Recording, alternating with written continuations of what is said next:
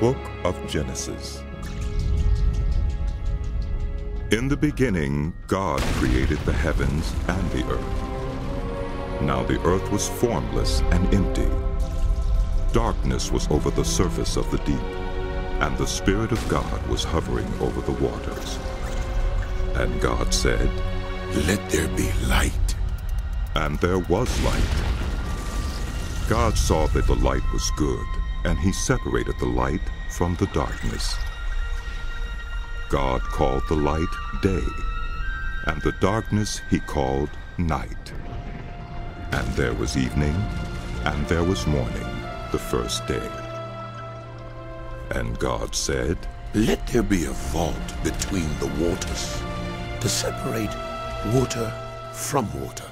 So God made the vault and separated the water under the vault from the water above it. And it was so. God called the vault sky. And there was evening, and there was morning, the second day.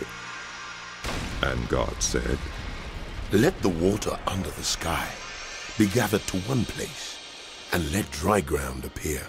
And it was so. God called the dry ground land, and the gathered waters he called seas. And God saw that it was good.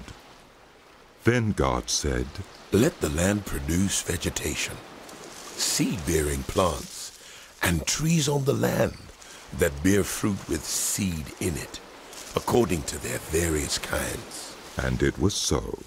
The land produced vegetation, plants bearing seed according to their kinds, and trees bearing fruit with seed in it according to their kinds. And God saw that it was good. And there was evening, and there was morning, the third day. And God said, "Let there be lights in the vault of the sky to separate the day from the night, and let them serve as signs to mark seasons and days and years. And let them be lights in the vault of the sky to give light on the earth." And it was so. God made two great lights, the greater light to govern the day, and the lesser light to govern the night. He also made the stars.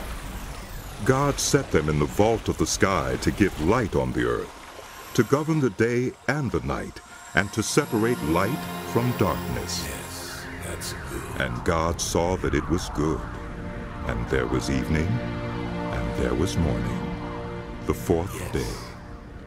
Good. And God said, "Let the water teem with living creatures, and let birds fly above the earth across the vault of the sky." So God created the great creatures of the sea, and every living and moving thing with which the water teems, according to their kinds, and every winged bird according to its kind. And God saw that it was good.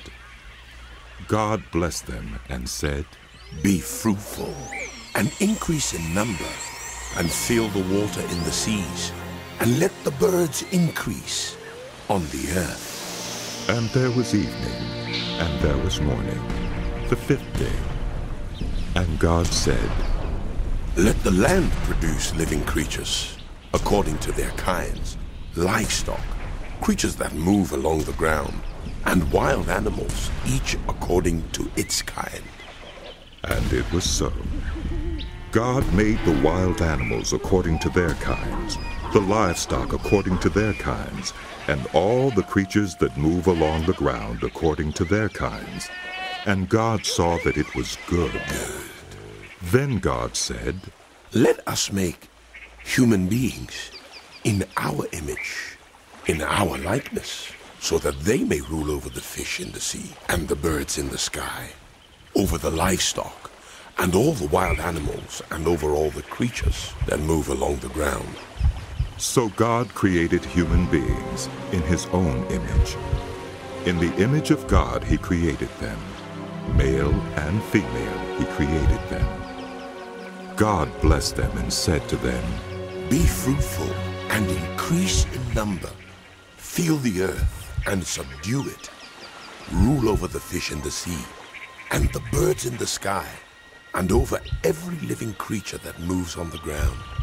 Then God said, I give you every seed-bearing plant on the face of the whole earth, and every tree that has fruit with seed in it. They will be yours for food.